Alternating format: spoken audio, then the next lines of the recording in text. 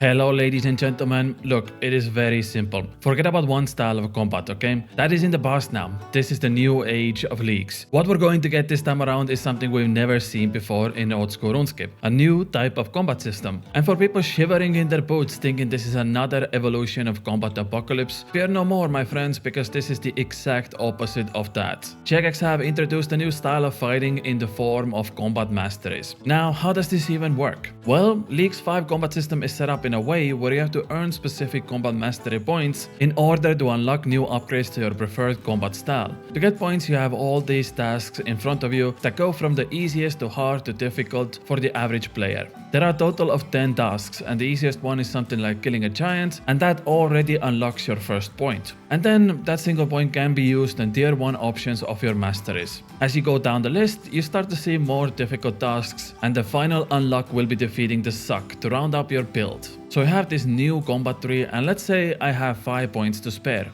Maybe I want to put 3 points into magic, 1 point into ranged, and 1 point into melee. And now I have all of these new benefits unlocked. This truly is the hybrid version of Leagues, where you can try out different options, but once it's locked in, you can't change it anymore. So make sure you pick the right options, and that is why I am here today, to help you out on picking the right masteries. Before we get into the combat styles, let's quickly go over the task list and see what is the fastest way to complete them. To unlock all 6 tiers of combat mastery, you firstly have to defeat a giant, and the easiest option for that is an hill giant under Edgeville or a moss giant under Varrock Sewers. Second task is defeating 10 monsters with a combat level of 100 plus. They can be the same monster and you can do it over and over again. Best way to get that done really fast would be something like getting 10 KC of Crater Demons in Catacombs. There are also plenty of Tsar creatures in Karamja that all have over 100 combats. Maybe you'll find a Fire Giant in Kandarin or Gruent and you can get 2 tasks with one go. If you go Ascarnia, you can do Cyclopses. If you go Prifdunus, you can do the guards around the city and so on. The third task is getting 1 KC of Scurious, and that should be quite easy no matter what combat style you pick, and this can be accomplished on day 1.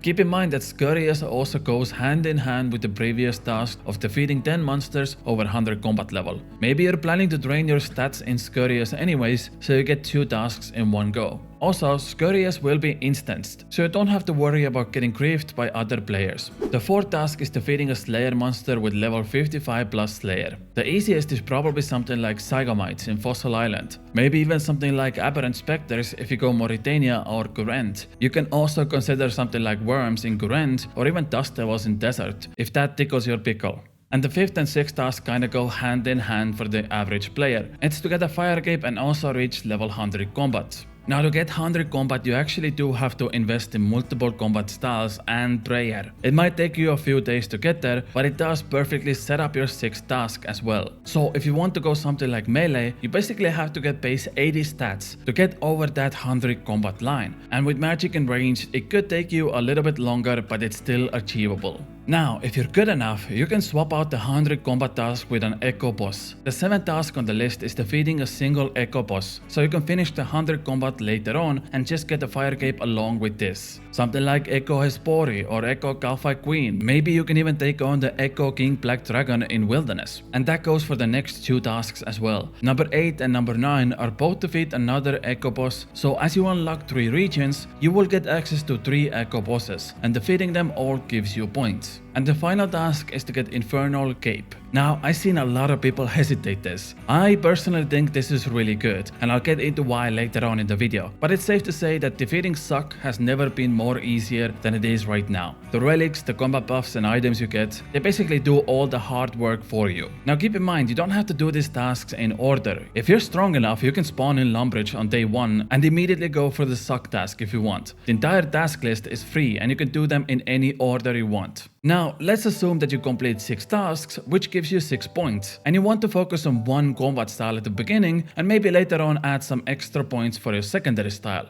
Amazing, you have 6 points to spend, so let's talk about what these masteries do, and after that we'll go over the passive effects as well, which have their own incredibly powerful synergy that is available to everyone. How about we start with melee, then we'll do ranged and then magic. The melee tier 1 mastery is almost like Osmoten's Fang passive, in a sense where you do invisible hit twice, and whichever one is the biggest, that's the one you see on your screen. If you want to simplify this, it's approximately 9% DPS increase for your melee style. Now the very first thing I need to point out is the Blood Moon set and every other melee weapon that has multiple hits like Glacial the Motley, Sight, Thorak hammers that become incredibly powerful with this melee relic. Because if we skip over the tier 3 melee mastery, we get the attack speed buff on all melee weapons. If we come back to tier 1 option again, you now have straight up 10% damage buff. So in very simple terms, you hit much harder and you hit much faster, and that is amplified even more with the double hit weapons. For something like Blood Moon set, you have a chance to trigger the effect, so it just becomes this nuclear weapon that occasionally hits every 0.6 seconds. Then we have something like a tier 2 option on top of that, which is that melee hits have a chance to generate an echo hit, which is another extra damage on top of your already existing hits. So all melee weapons are basically going to be like machine guns now, hitting very fast, hitting very hard with extra hits on top of that.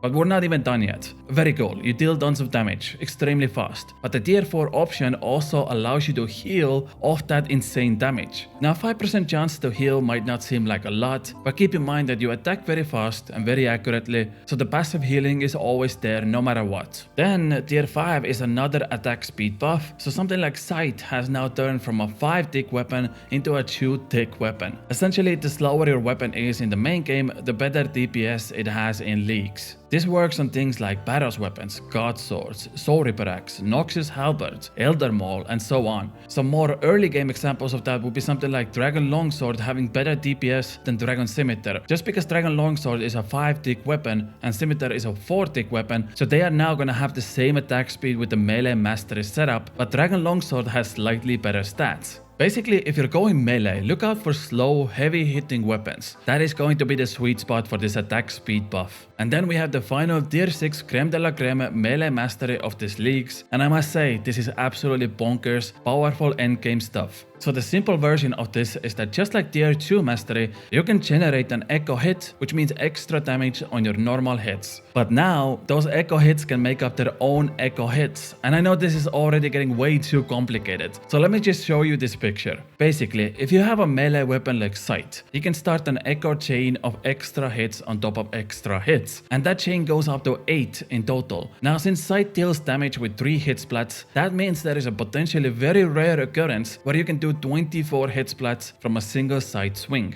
And keep in mind, Sight attacks every 1.2 seconds with the melee mastery setup. That is so ridiculously overpowered. But yes, in simple terms, the tier 6 mastery of melee style is that you will have additional hit splats on top of your regular damage. But do keep in mind, it's not like you're gonna get the jackpot every hit. In fact, getting the 8 additional echo hits on your melee weapon is something ridiculous, like 0.0002% chance. AKA, you will be lucky to only see it maybe once or twice happen during the entire leagues. Something I personally want to test out is the Fremennik Mauritania combo with the full Tarok hitting over 700. Yes, you heard that right. You can hit 793 with full Tarok this leagues, if the stars align and you get lucky. The only downside is that there aren't that many bosses in RuneScape that have that amount of hit points, so it's going to be very difficult, but the opportunity is there. So the conclusion of Melee Relic is that you hit much faster, you have much more accuracy, meaning you will see almost no zeros, you can heal off those accurate hits, and those accurate hits can start a chain lightning effect, which will lead to even more hits. It is hard to describe how powerful this mastery is, and the good thing about this leagues is that Sight is available from all 3 raids, so you don't have to go to Mauritania if you don't feel comfortable with Theater of Blood. You can just do Tombs of a Mascot or Chambers of Serig, and you can get your powerful melee weapon from there as well. And even better, you don't have to worry about going dry. Jagex implemented a new drop system in raids where instead of getting the mega rare drop, you get the toilet paper,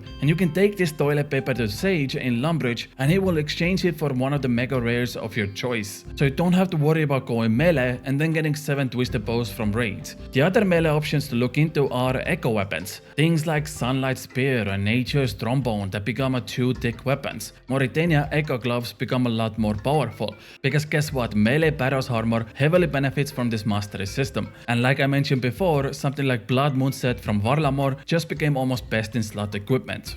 Now, if I was going to pick melee combat, I would consider regions like the Run one for the sweet crystal armor buff, and also keep in mind, you can melee Salra now, so that's going to be a new experience. Maybe something like Fremennik for those echo rings and amulets, but to be honest, Fremennik is good for all combat styles this time around. I think Mauritania is really good for melee, I think Kurend is a good option, I think Wilderness is a good option, and maybe even something like Ascarnia sprinkled in, depending on your masteries. But the best part is, this is only 6 mastery points on the combat tree. You can still potentially have 4 extra points that you can put into ranged or magic. So let's go over these combat styles as well, and maybe that will change your mind to try something else. By the way, side note, I will be posting tons of interesting Leagues 5 content in the upcoming weeks, so if you don't want to miss out on up-to-date information about this game mode, consider subscribing to be the first one to see those videos. Thank you very much. Let's start with ranged. Now my first look into this says that this will be the most powerful out of all 3 combat styles. And if you don't want to take ranged as your primary combat style, it's also the best secondary style to take because of these masteries. So let's go over all of them and see what Jagex is cooking here.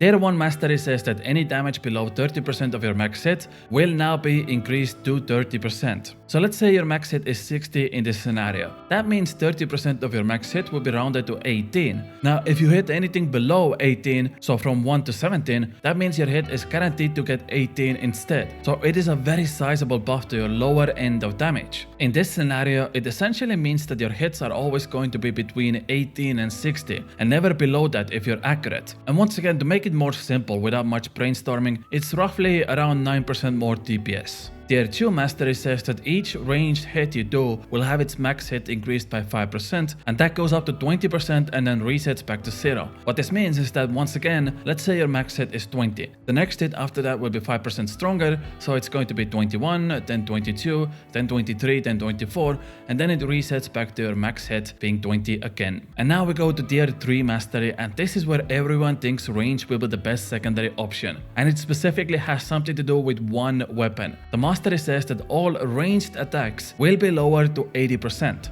Essentially, it means that all weapons will have a higher attack speed, so something like Blowpipe, which is a 2-tick weapon, now becomes a 1-tick weapon.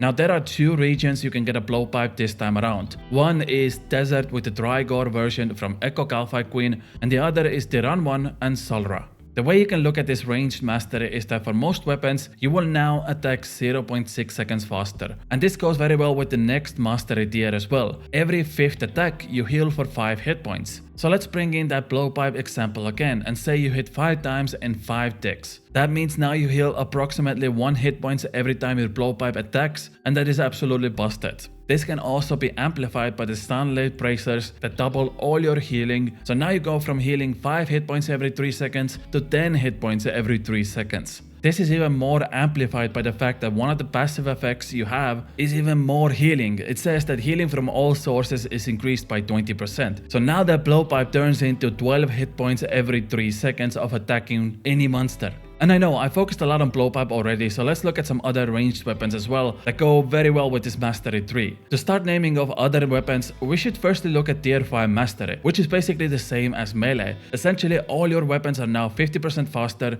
so that means 5 attack speed are going to be now 2 attack speed. So you might ask, what weapons benefit most from this? Obviously the first choice will be Twisted Bow, as it goes same for all mega rares. Sight, Twisted Bow, Shadow, all benefit from tier 5 masteries a lot. The second weapon for this is Bofa with full crystal armor, because that also works very well with the hybrid setup of melee, since the crystal blessing you get from Echo Hunlef will give you bonuses for Bofa and melee both. So you can do some very interesting double combat style hybrid here. Maybe you put 6 points into ranged and 4 points into melee and play with both of them. So Bofa, Blowpipe, Twisted Bow are your top 3 choices. And then we have some fun options, but before we get to those, we should also look at tier 6 mastery, which is actually very simple on its own. You never miss with ranged. That's it. Now the description is simple, but the ideas you can come up here are insane. Like I mentioned before, 1-tick Blowpipe that never misses, 2-tick Twisted Bow that never misses, and so on. But then we also have some other options. Once again, I come back to Nature's Reprisal, which is an echo weapon from Espori that also has a 2-tick option, and it's almost as good as Bofa. And guess what? It works on all 3 styles, so we come back to the hybrid setup again. So you could do something like 6 points in ranged, 3 points in melee, and 1 point in magic with this weapon, weapon, and now you have like the perfect hybrid weapon that you can use almost anywhere. Even something like bone crossbow on day 1 and rune crossbow on day 2 that will out DPS most weapons in the game, because for something like rune crossbow, it's once again a 5-tick weapon that now turns into a 2-tick weapon. And since you can't miss with this tier 6 mastery, you can do some crazy combinations. Like for example, I came up with this on the spot. Pick the golden god relic, which gives you infinite money by day 2. Then constantly buy out onyxes from the Tsar city with toggle. You can get toggle by just buying runes from shops. Since you have infinite money, you can just get dozens of onyxes very fast. Go to Soul Wars and get thousands of runite bolts from the minigame boost amplifier. And then turn your onyxes and runite bolts into onyx bolts. Not only do you never miss with rune crossbow and onyx bolts, you will also constantly keep healing yourself because onyx bolts have a passive effect to restore hit points. And since we have another passive effect of tier 1 mastery,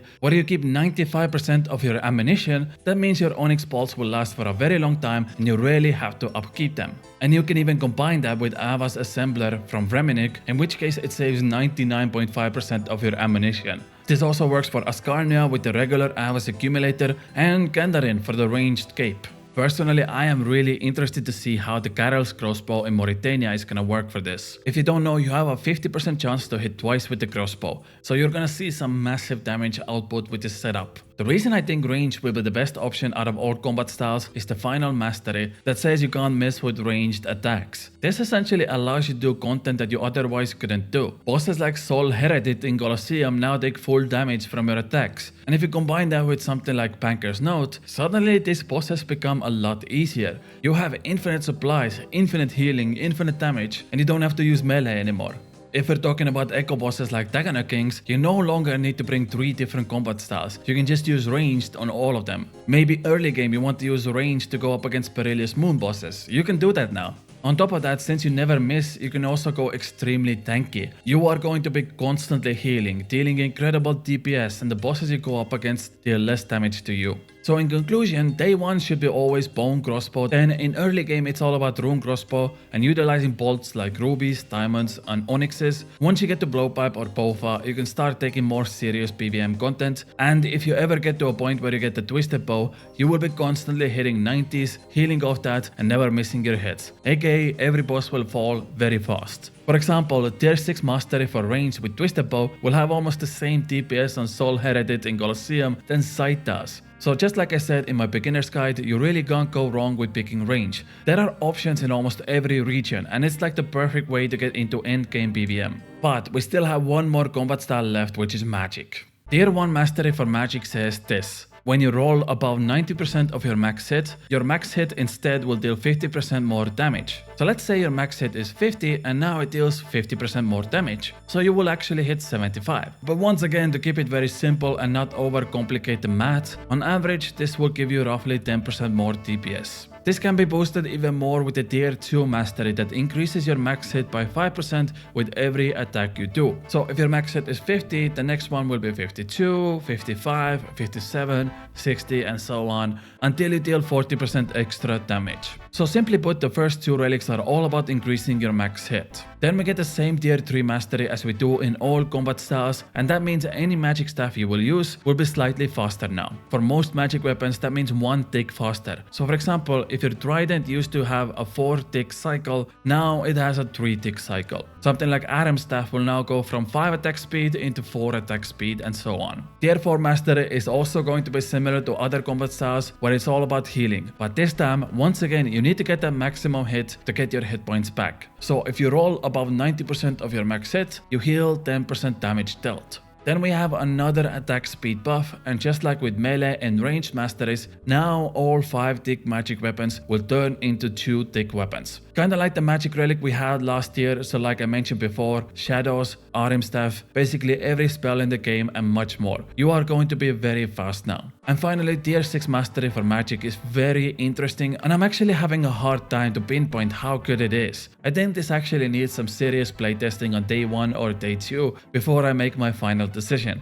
The tier 6 mastery says this: max hit with magic is increased by 1% for every 100 hit points remaining on your target. On a successful hit, if your target has less hit points than your max hit, you will get a max hit. Basically, the first part means that once again we get another damage amplifier. So now magic has bigger max hit in tier 1, it has bigger hit in tier 2, and now it has a bigger hit in tier 6 combat mastery. And combining all of them will easily allow you to hit something like 150s with Dumaken's Shadow. And the second part of this mastery is basically you do a finishing blow to any monster in the game. So let's bring in the same example again. If your max hit is 150 with Shadow and your opponent has 149 hit points, that means you will one-shot it every single time, guaranteed no matter what. This could be very good in something like Slayer Task, where you one-hit every monster, or even smaller bosses like the Echo Galphi Queen, Echo Thermi, Echo Daganakins, and so on. Now the main problem this could bring is that magic attacks are delayed, like you see in this clip. So if you don't register at the right time to one-shot your target, the mastery doesn't really have a point, because you will get the kill anyways. One thing that annoys me personally is that you are kind of locked into your regions and there is almost no wiggle room. You should take Andarin, you should take Desert, you should take Mauritania or Fremennik, and that's it. You're not forced to take these regions obviously, but you're also missing out on some serious upgrades if you don't take those regions. And it feels like that's not the case with melee or ranged weapons. You can literally take all 9 regions and you will still have plenty of options. Overall, I feel like with the occult getting nerfed in Gandarin and the weak magic echo item from Thermonuclear Smoke Devil, magic is lacking a lot of power compared to previous years. But despite that, I still think magic is a very safe option, because spells like Blood Barrage is a perfect way to carry you through new content. So in conclusion, I think ranged is the best out there with the most amount of DPS. I think melee is going to be the most fun of all 3 combat styles with the most amount of variety.